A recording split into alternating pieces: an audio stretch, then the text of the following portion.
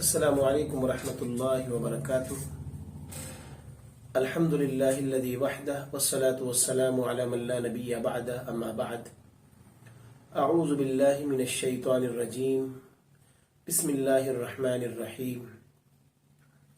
فانکحوا ما طاب لکم من النساء مثنى وثلاث ورباع، فإن خفتم ألا تعدلوا فواحدة أو ما ملكت أيمانكم ذلك أدنى ألا تعولوا۔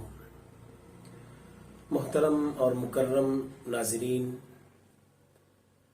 صدائے حق میں ایک مرتبہ پھر آپ سب کا استقبال ہے، اور آج جو ٹاپک میں آپ کے سامنے لے کر آیا ہوں وہ ہے اللہ کے نبی صلی اللہ علیہ وسلم کی شادیاں، اعتراضات اور حقیقت۔ آج میں آپ کو یہ بتانے والا ہوں کہ اللہ کے نبی صلی اللہ علیہ وسلم نے جو 11 نکاح کیے تھے اس کے پیچھے کیا حکمتیں اور مصلحتیں تھیں، کیا ریزنز تھے جس کی وجہ سے اللہ کے نبی صلی اللہ علیہ وسلم کو اتنے زیادہ نکاح کرنے پڑے۔ اس کا ایک جواب تو گزشتہ ایپیسوڈ میں دیا گیا تھا کہ یہ اللہ کا فیصلہ تھا، اللہ تعالیٰ کے حکم کے مطابق آپ صلی اللہ علیہ وسلم اپنی زندگی گزارتے تھے۔ آپ کی زندگی کا کوئی گوشہ، کوئی مرحلہ، کوئی پہلو ایسا نہیں تھا کہ آپ اللہ رب العالمین کی رہنمائی میں اس کو انجام نہ دیتے ہوں۔ تو نکاح تو ایک بہت بڑی بات ہے۔ تو نکاح جو آپ نے کیے ہیں اس کے بہت اونچے مقاصد تھے۔ میں 2-3 اسباب آپ کے سامنے بیان کروں گا۔ پہلا سبب یہ ہے کہ آپ صلی اللہ علیہ وسلم ان نکاحوں کے ذریعے اپنے صحابہ کی دلجوئی کرنا چاہتے تھے، ان سے اپنے تعلق کو مضبوط کرنا چاہتے تھے۔ وجہ اس کی یہ تھی کہ صحابہ اکرام نے اسلام کی تبلیغ کے لیے، اسلام کی نشر و اشاعت کے لیے بہت بڑی عظیم قربانیاں دی تھیں، جن قربانیوں کی وجہ سے اللہ کے نبی صلی اللہ علیہ وسلم کو بہت بڑا سہارا ملا تھا اسلام کی تبلیغ کے لیے۔ تو لہٰذا اللہ کے نبی صلی اللہ علیہ وسلم یہ چاہتے تھے کہ اپنے صحابہ سے آپ کے تعلقات مضبوط ہوں۔ چنانچہ نبی کریم صلی اللہ علیہ وسلم نے کچھ نکاح عظیم المرتبت صحابہ اکرام کی عزت افزائی اور ان سے تعلق کو مضبوط کرنے کے لیے کیے، جیسا کہ حضرت ابوبکر صدیق رضی اللہ عنہ اور حضرت عمر رضی اللہ عنہ، یہ دونوں جلیل القدر صحابی تھے۔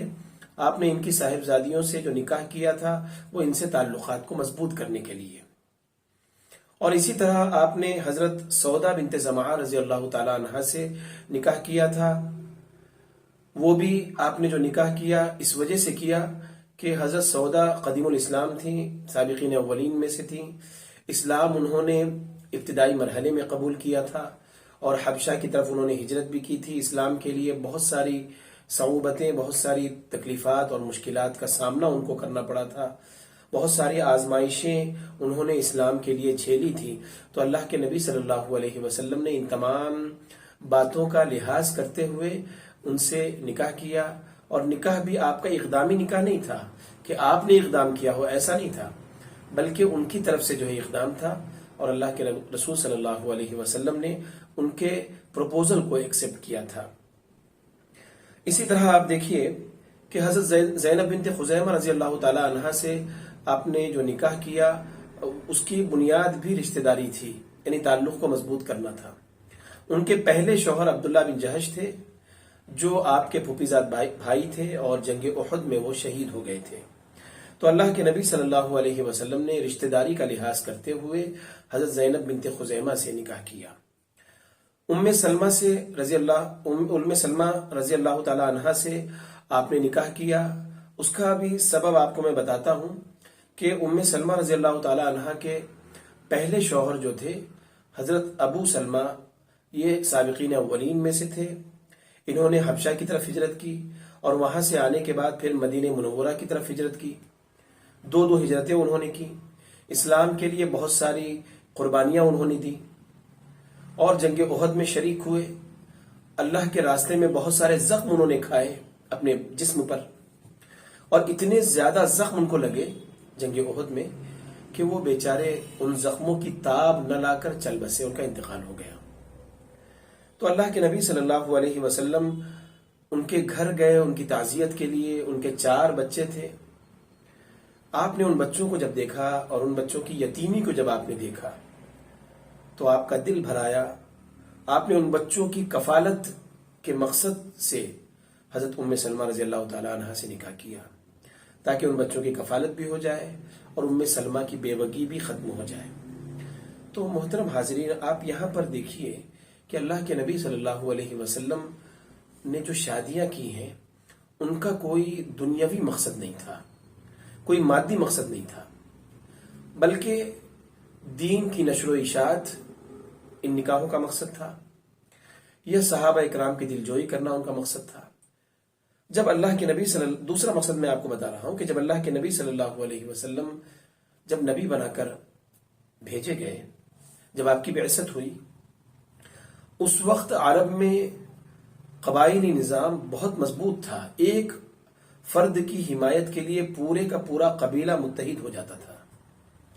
اللہ کے نبی صلی اللہ علیہ وسلم کا جب معاشی بائیکاٹ کیا گیا تھا شیب ابی طالب میں، تو پورے کا پورا قبیلہ بنو ہاشم آپ کی حمایت میں کھڑا ہو گیا تھا۔ تو اللہ کے نبی صلی اللہ علیہ وسلم کی جو شادیاں ہوئی، 11 شادیاں، آپ کی جتنی بھی یعنی 11 کی 11 بیویاں الگ الگ قبیلے سے متعلق تھیں، یعنی گویا آپ نے 11 قبیلوں سے اپنے سسرالی رشتے قائم کیے۔ اور جب مختلف قبیلوں کی عورتوں سے نکاح کرنے کا ایک فائدہ یہ ہوا کہ ان قبیلوں کو اسلام کو قریب سے دیکھنے کا موقع ملا، اسلام کے بارے میں سنجیدگی سے غور کرنے کا موقع ملا، اور اسلام کے لیے وہ آگے بڑھے۔ اور جن قبائل سے آپ کے سسرالی رشتے قائم ہوئے، اس کا ایک فائدہ یہ ہوا کہ ان کی دشمنیاں ختم ہو گئیں، اسلام کے خلاف جو سرگرمیاں تھیں وہ ختم ہو گئیں۔ اب دیکھیے، ابو سفیان ابن حرب جو بعد میں مسلمان ہوئے، لیکن اپنے اسلام لانے سے پہلے وہ اسلام کے کٹر دشمن تھے، اور اللہ کے نبی صلی اللہ علیہ وسلم کے خلاف ہر محاذ پر انہوں نے کفار کے لشکر کی قیادت کی تھی۔ لیکن جب ان کی دختر سے اللہ کے نبی کا نکاح ہوا، ام حبیبہ رضی اللہ تعالیٰ عنہا سے جب اللہ کے نبی کا نکاح ہوا، تو ابو سفیان کی مخالفت کمزور پڑ گئی، اور پھر وہ آپ کے مقابلے میں کبھی نہیں آیا، اور ان کا سینہ جو ہے اسلام کے لیے اتنا نرم ہو گیا کہ فتح مکہ کے موقع پر انہوں نے اسلام قبول کر لیا۔ تو یعنی آپ کے نکاحوں کا مقصد ہی یہ تھا کہ اسلام کی نشر و اشاعت ہو، اسلام پھیلے۔ آپ دیکھیے کہ حضرت جویریہ بنت حارث رضی اللہ تعالی عنہا سے جب آپ کا نکاح ہوا، تو حضرت جویریہ جو تھی وہ قبیلے بنو مستلق کے سردار حارث کی بیٹی تھی۔ جب ان سے اللہ کے نبی کا نکاح ہوا تو آپ دیکھیں گے کہ پورے کا پورا قبیلہ مسلمان ہو گیا، پورے کا پورا قبیلہ۔ اسی طرح حیی ابن اخطب جو بنو نذیر قبیلے بنو نذیر کا سردار کا بیٹا تھا، یعنی حیی ابن اخطب جو تھا وہ قبیلے بنو نذیر کا سردار تھا، ان کی دختر صفیہ سے جب آپ کا نکاح ہوا تو یہودیوں کی جو خباثتیں تھیں، یہودیوں کی جو سازشیں تھیں اسلام کے خلاف، وہ کم پڑ گئی۔ تو بتانا یہ مقصود ہے کہ مختلف قبائل کو آپ نے اپنا ہمنوا بنایا، ان نکاحوں کے ذریعے ان کو قریب کیا، ان کو اسلام سے آشنا کیا آپ نے، اور اسلام کی نشر و اشاعت میں یہ نکاح بہت زیادہ مفید ثابت ہوئے۔ اور اسی طرح ایک مقصد یہ بھی تھا کہ آپ حسن معاشرت کا ایک اعلیٰ اور مثالی نمونہ امت کے سامنے پیش کریں، کیونکہ 11 کی 11 بیویاں تھیں، 11 قبیلوں سے متعلق تھیں، ان کی عمر میں فرق تھا، ان کے مزاج میں فرق تھا، ان کے رہن سہن، ان کے چال ڈھال، ان کی زندگی کا ایک جو طریقہ، سب الگ الگ طریقہ تھا۔ کوئی کنواری تھی، کچھ بیوائی تھی، کچھ مطلقات تھی، ہر طرح کی عورت آپ کے پاس تھی۔ لیکن آپ دیکھیں گے کہ اتنی ساری بیویاں، جب 9 بیویاں بقید حیات تھی، زندہ تھیں، 2 بیویوں کا تو انتقال ہو گیا تھا، حضرت خدیجہ کا اور حضرت زینب بنت خزیمہ کا تو انتقال ہو گیا تھا، لیکن 9 بیویاں آپ کے ساتھ تھیں آپ کی وفات تک، اور ان 9 بیویوں کے آپسی تعلقات بہت خوشگوار تھے، کبھی کوئی تلخی نہیں ہوئی، کبھی کسی نے کسی سے حسد نہیں کیا۔ آپ کو معلوم ہوگا کہ ایک سوکن دوسری سوکن کو برداشت نہیں کرتی، لیکن یہ سوکنیں اتنی محبت سے رہتی تھیں، ان کے تعلقات اتنے مضبوط تھے جو آنے والی انسانیت کے لیے ایک بے مثال نمونہ تھے۔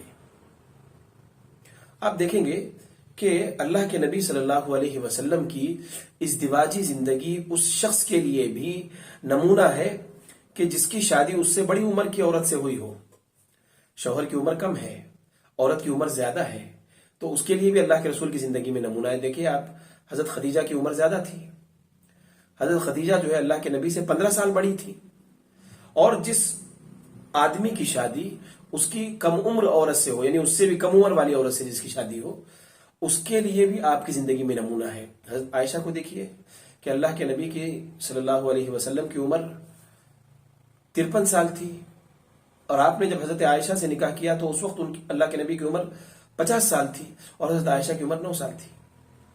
تو کم عمر عورت سے جب نکاح ہو تو اس کے لیے بھی مثالی نمونہ آپ کو ملے گا کہ اللہ کے نبی صلی اللہ علیہ وسلم نے حضرت عائشہ کے ساتھ کیسے زندگی گزاری، ان کے جذبات کا لحاظ رکھا، ان کے بچپنے کا لحاظ رکھا، ان کے ساتھ آپ نے ہنسی مذاق کیا، ان کے ساتھ آپ نے مقابلے کیے، دوڑ کے مقابلے کیے، ان کی جو سہیلیاں، چھوٹی چھوٹی جو سہیلیاں تھیں، ان کا بھی آپ نے لحاظ کیا۔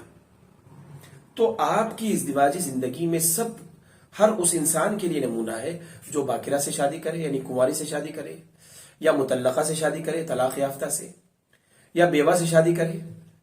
آپ نے ایسی عورتوں سے بھی شادی کی تھی جس کا ایک شوہر جو ہے فوت ہو گیا، ایسی عورتوں سے بھی آپ نے شادی کی جس کے 2 شوہر فوت ہو گئے، اور 3 شوہر سے بیوہ ہونے والی خاتون سے بھی آپ نے نکاح کیا تھا۔